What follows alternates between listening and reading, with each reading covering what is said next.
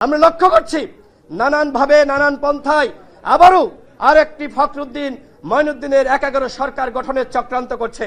২৪ আমাদের হাতে সুযোগ দিয়েছে এই বাংলাদেশকে একটি উন্নত সমৃদ্ধ রাষ্ট্র হিসেবে গঠন করার।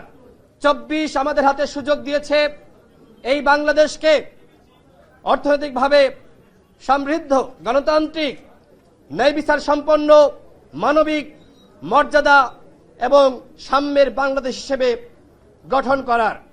আর যদি আমরা সেই ধরনের ন্যায় বিচারের উন্নত সমৃদ্ধ একটি কল্যাণ রাষ্ট্র হিসেবে বাংলাদেশকে গড়ে তুলতে চাই, সেক্ষেত্রে এই জাতীয় নেতৃবৃন্দ এবং প্রত্যেকটা রাজনৈতিক দল, গণ অভ্যুত্থানের স্টেক হোল্ডার, তাদের একতা থাকার কোনো বিকল্প নাই।